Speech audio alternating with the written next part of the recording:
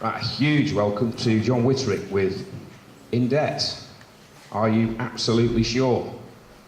John runs all the W's, getoutofdebtfree.org, which is the reference site for people in debt and interested in the self-education process, followed by something else that also has to be learned, a willingness to take action.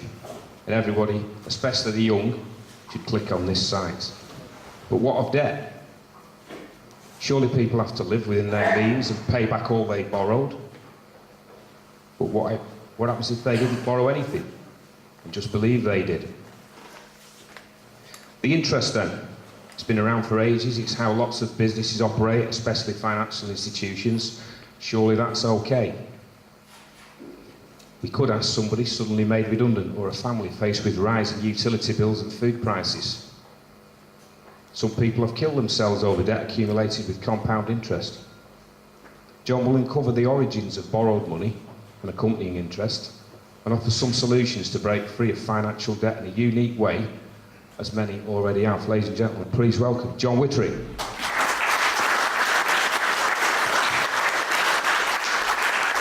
Hello. Right, you can hear me okay? That's good. It's fantastic to be back at New Horizons. There's always a really, really good turnout.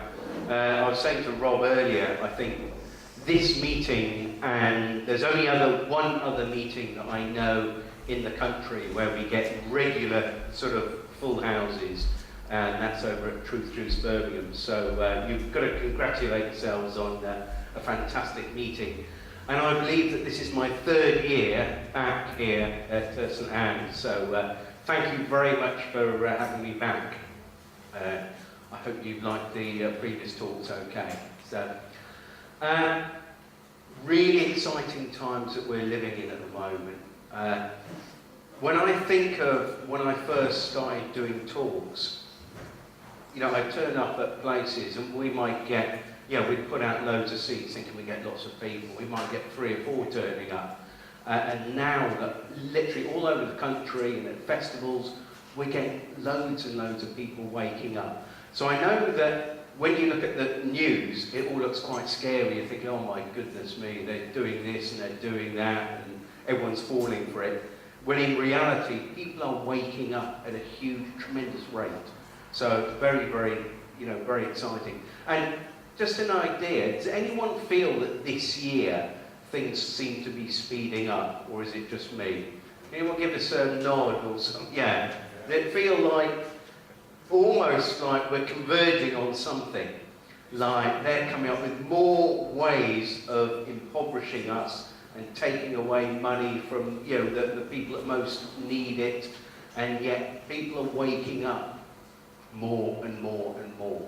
We've still got a little way to go, but I know certainly on the website, Get Out of Debt Free, the other day we had 5,000 people in one day. We had a new record, which is an awful lot of people. So, I'm feeling very, very confident that, people are waking up. So, what I do say before any of my talks is, but don't believe anything I say. Is there anyone, who's not seen me before? Is there anyone that's not? There's a fair few, so I'm just trying to gauge at what level to actually play it out. But as I say, don't believe anything I say. Certainly don't believe anything the BBC says. And just, if there's anything I say that you're not sure about, I'm slightly deaf in one ear. So if you've got any questions, what I'll be doing is do remember the questions. But if you save them up for the end, it's just a lot easier. That's brilliant. So, I'm trying to think, why am I here talking about debt and money? It's not something that I was interested in ever. I was interested in money from the point of view of having enough of it, and my life seemed to be focused around making enough money to survive. And I had a small business for a while and did okay for a while. I sold the business, didn't get paid, and then ended up in a lot of debt. But at the time, I'd been exploring lots of other avenues as well. And it's sort of like, very difficult to put into words, but I'm sure everyone here has actually had to explore an avenue to get involved in this whole sort of truth process. And for me, I'd sort of, started meditating and things like that, and eating a bit more properly and things. But as soon as the debt collectors would start phoning me up, from being quite a confident person, I suddenly started feeling, my voice started going like really sort of shaky, and I'd start shaking, and I wasn't able to deal with them. When they phoned me up, I was in fear, and I had to work out what's going on here. So I realised that it must be guilt and fear. So I was thinking, well, why am I feeling guilty? Oh, it's because I can't pay off the money. I feel like I've failed. And so then I started looking into the banking system in a greater depth. And that's when I realised that, to say the banking system is a scam doesn't really, it is remarkable when you start picking away at the banking system. I feel the monetary system is responsible for basically everything that's bad in the world, whether it's the ecology of the planet going down the pan, whether it's wars, whether it's starvation. You only have to follow the cause a few steps back and you'll end up with money. And I feel that money is the greatest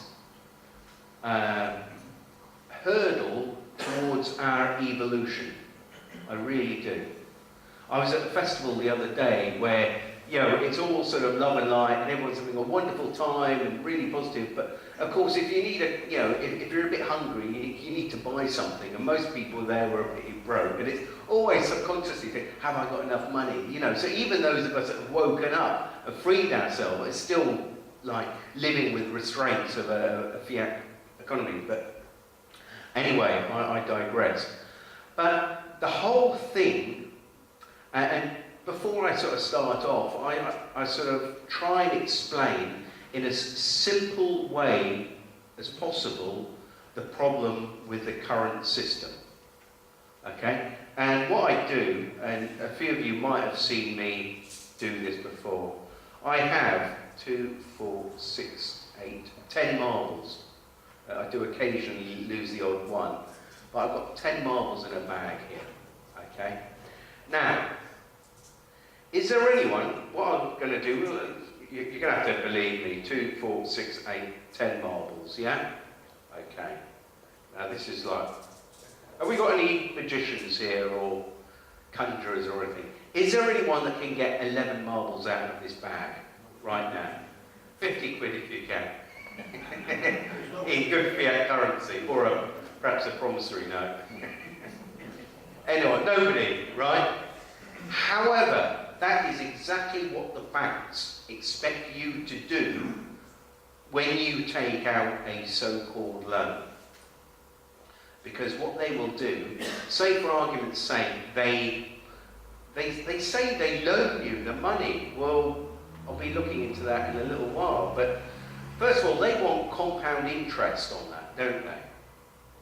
But the trouble is, like the 11th marble, that interest doesn't exist. So the problem is, you see, you wonder why there's like so much personal debt, so much company debt, and so much national debt. It's because it's almost like we're chasing around for this marble that doesn't exist. And that's what's happening in the financial system. That is why we're getting politicians saying, oh, we've got to have austerity. We've got to take money away from the poorest people in society. And this is what's happening at the moment, isn't it? We're seeing this. And it's based on an idea that money is created as debt. And this, every single politician that goes on the television and actually says, oh, we've got to make cuts, we've got to balance the books. They're lying, basically. Or very stupid. I mean, there's nothing else. You can't really. And yet they all go on question time, and they're all very, very... It's either I'm completely stupid, or I think probably a lot of people in the room are completely stupid, and we all just haven't got it, or that these people with degrees and universities talking about making austerity, it can't happen. That whole financial system is completely flawed. But anyway, what I tend to do is I do keep it, for those of you who haven't seen me talk before, I do try and keep it really, really simple. And so what I do, I sort of compare it to a game of Monopoly, because that's something that we can all agree with.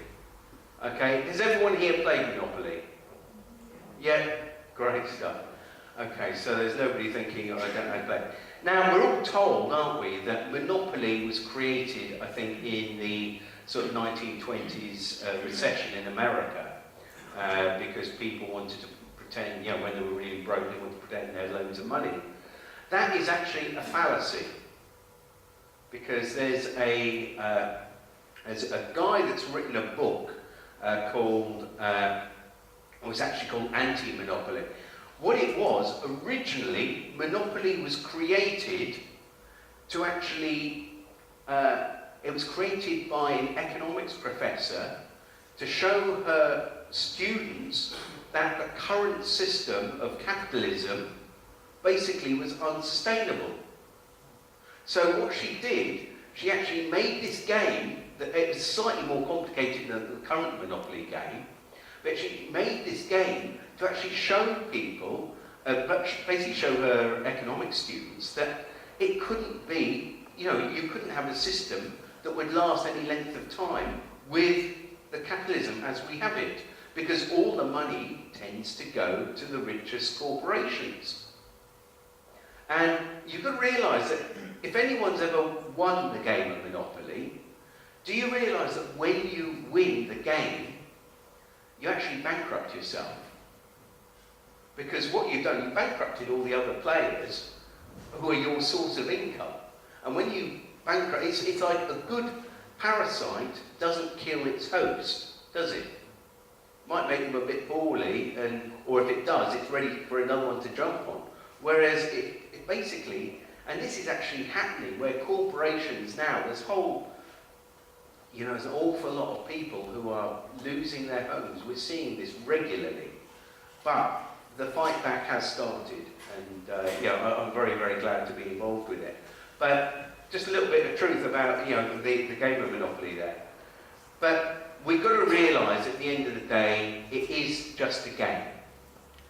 And even though they're trying to take our houses off us and our livelihoods off, and I just speaking to a chap that had his car towed away, you've got to realise at the end of the day that life is a game, and it's a matter of turning around. I've seen people who have, I have one chap in particular, I saw him a few months ago, I was talking to him. Bailiffs had stolen his mother's car, and his mother was elderly and needed the vehicle, and she was obviously, she was also disabled, so she needed the vehicle to be able to get round, and when she couldn't drive it, he would drive it. But the bailiffs were after a debt from him, took her car, and whatever they've done, they still haven't got it back. And they go through the courts and still not getting any justice. And this is for an elderly lady who had her car stolen. And when I first spoke to this guy, I could tell he was really sort of upset, but he was almost broken by it. But when I spoke to him a few weeks ago, he'd changed, something had really changed. And he had decided that it didn't matter how long it would take, that he was going to fight back and he was going to pursue them in the courts. And although he had very little money, he was actually going to do everything he could. And basically, these bailiffs have actually created somebody that's going to just continue to actually sort of chop away at them all the time. So we're seeing people fighting back now. And sometimes when you've got very little left to lose, that's for me, when I started fighting back, was when I had very little to lose. And for me, just to give you an idea, I came across a book by Mary Elizabeth Croft. Is there anyone know a few of you here? Has anyone heard of Mary Elizabeth Croft? A few of you. If not, there is a link on the front page of the website Get Out Debt Free. She wrote a book called How I Clobbered Every Single Cash Confiscatory Bureau Known to Man, brackets a spiritual economics guide. And for me, that was the beginning of the fight back. And that's, that was, you know, like Dumbo has a magic feather, and when he's got this magic feather, that's it, he can fly. Well, for me, that was it. I found these letters, and I thought, fantastic, this is it, all my problems are over. So what I did, I thought, Google Mary Elizabeth Croft template letters. And this was probably about 10 years ago. And I'm thinking, you know, this is great, problem's over. And when I Googled it, you know, normally when you Google something, you get God knows how many million results. There was nothing. Nobody had actually put, including Mary Elizabeth Croft, nobody had put her template letters on the internet. And she hadn't put any template letters out. She'd given us lots of clues as to what the template letters need, but she didn't actually give us any letters. So what I had to do was reread the book and make notes, and then create the letters. And so what I did from then is, basically, I thought, I left it a little while like you do. You know when you know you've got to do something, you think, oh, I'll just put it off. But there's this little voice in my head saying, you've got to do something about this. You know, you've actually got to get a simple website and just put the letters up there. And so I did. And after a while, about a year later, I put a forum up. And then it just started growing and growing and growing. And to the point today where it's a resource where we've got thousands of people. And we're actually having our first actual gathering where we're meeting up in September. So it's not something that I planned, it's just something that I felt I had to do, and it sort of did it at the right time. It's almost like I sort of lit the fuse paper, stood back, and, well, it actually has taken an awful lot of work in between, but it's remarkable. It's almost like this meeting, you know, it's ready for its time. You know, we're getting a full house regularly, and people are waking up, that's all I can say. Right, so the object of the game of Monopoly, I digress slightly, is to bankrupt all opponents. And this is happening, this is actually happening, this is what the banking system is designed to do. It's basically designed to take the wealth from us and take it up higher up the ladder. And it's doing quite a good job of it at the moment, isn't it? Because the only people that can create wealth are us, with our actions, by actually doing something. Banks don't create wealth. They can't. So their plan is to take you for every penny you've got. Your plan is to stop them.